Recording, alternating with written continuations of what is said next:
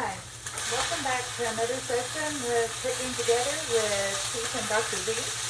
We're going to be making a family favorite tonight of baked spaghetti. And so when we do this gluten-free because Keith has to eat gluten-free. So we're using gluten-free pasta.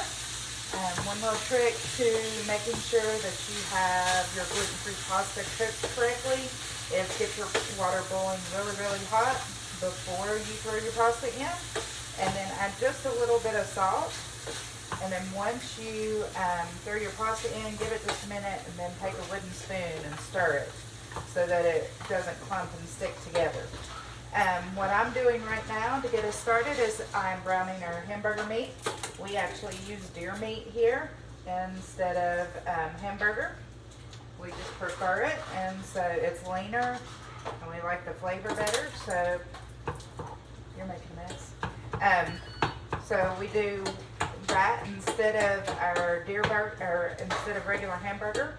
This works with turkey burger. You could also use, instead of turkey burger or deer burger, bison burger, or just regular hamburger.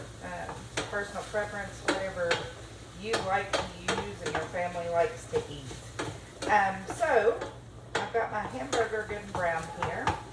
One thing I wanted to showcase, I am a Pampered Chef consultant, and so I have a lot of Pampered Chef products rather.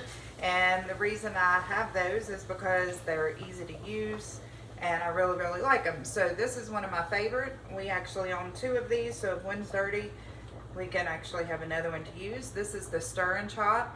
This makes browning hamburger meat for anything, or any kind of meat for that matter, easy as can be. And as you can see, it crumbles it really well.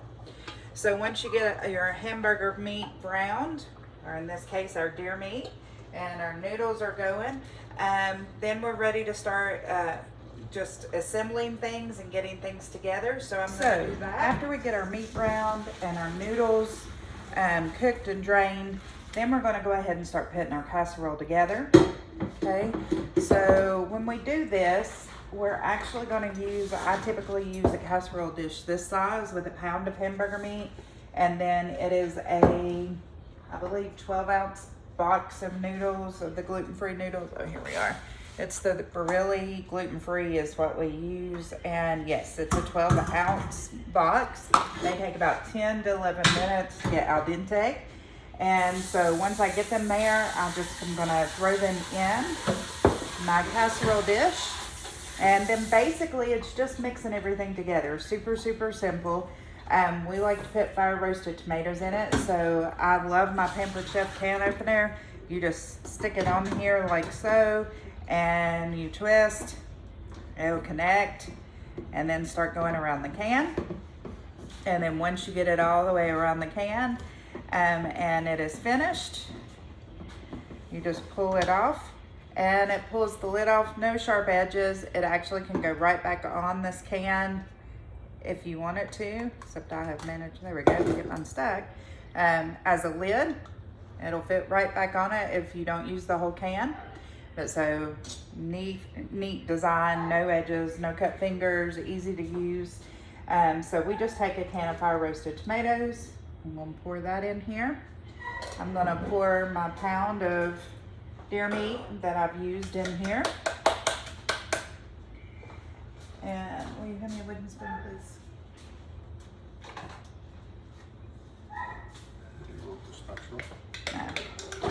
And so I'm going to just get all my meat in here. All right, set that aside, and I'm going to stir this up. Kind of just mix it through the noodles here, just a little bit.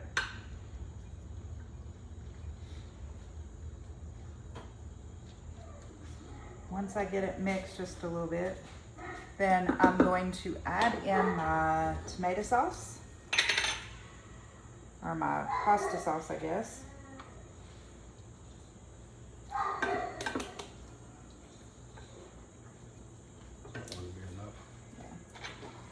Yeah. And I'm going to throw in some pepperonis, because that's why we call it baked spaghetti, as we put pepperonis and cheese in it.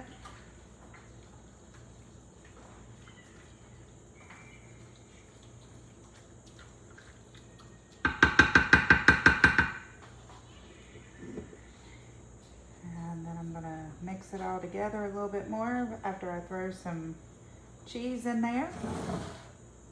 I think we got 4 cups of cheese. And so I've probably used about half of a pound pack of pepperoni that I'm gonna mix in here. I'm gonna save some for on the top because everybody loves the crispy pepperonis on the top. And then I'm just going to put, I've got about 4 cups of just different types of cheeses here. And there's some Colby Jack, there's some mozzarella, there might be a little bit of cheddar in here, a little bit of Italian blend. We're just gonna have your mozzarella and your Assago. Not sure I said that right, but so I'm just gonna kind of blend and mix this gently up all together. Get my pepperonis down in here, my cheeses down in here. And so then once I get all of that, I'm gonna smooth over the top. Just kind of get it even, or as even as you can with pasta. I'm gonna scrape my spoon off here and I'm gonna cover the top in cheese. And we like cheese. If you're not a big fan of cheese, you can always put less cheese than this on here. But we really like cheese, so we just kind of smother the whole thing in it. And then those pepperonis I told you I was saving, I'm gonna add to the top here. And I have preheated my oven to 450 degrees because really everything's cooked. So we're not trying to cook anything, we're just trying to melt the cheese and heat up the pepperonis and just get it to all blend and mix together really well. So we're not really looking to actually get anything to temperature because it all is pre-cooked before you put it together. So now that I have my pepperonis on top, kind of spread out here on top of my garlic cheese. Toast. I'm gonna put this in our garlic bread. This is just store brand, Food City garlic bread. You can make your own. Sometimes I'll make my own and just buy Texas toast and put butter and garlic, salt and dill wheat on it, but we just bought it tonight and I'm gonna stick this in there and let them bake at, like I said, at 450 for about 10-15 minutes, and then we'll have a meal ready. And I'll be right back in just a few minutes to show you how it all comes together at the end. The cheese is all good and done. I like to get my cheese a little crispy around the edge and the pepperonis a little crispier.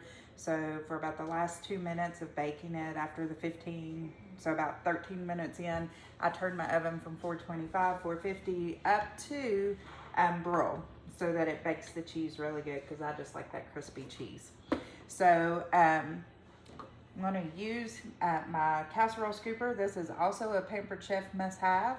All right, it's big and deep and it'll allow you just to cut through it and scoop it up to where it looks just as pretty on the plate as it does in the casserole dish. Let you keep everything set up correctly. Spaghetti's a little more difficult, and I got this really super cheesy and scooped too much, but you can scoop that out, and I did not do a pretty job of that. Set that on the plate just like this. We're gonna add here in just a second, our bread will be coming out, and we'll add a slice of this garlic bread to it. Sometimes we'll have like shredded or Parmesan or shaved Parmesan, and we'll sprinkle a little bit of it on top of it. And so finished product here, you can see with our shaved Parmesan and our bread, if you want to add a salad to go with it, and you have a quick, easy, very, very scrumptious meal. Just to kind of recap some of the tools that I used, I did use my scraper or my casserole dish Since we didn't scooper. get spaghetti, you could use this one. Yeah, I also have the wooden handle set with the silicone. This one has a teeth. There's 3 in the set, but it works really well for spaghetti. Our bread is baked on our Pampered Chef bar pan. The stoneware is phenomenal. I love it. I also used the bowls that I had my cheese and my hamburger in are the Pampered Chef mix and stir bowls. Okay, so they're 8 cups. They have a lid that fits on top, makes it for easy prep, easy storage. So anyways, these are just some of the tools I used, even my oven mitts. I love these oven mitts. The little finger ones are perfect. These also, they're silicone, easy to wash, throw them in dishwasher, whatever.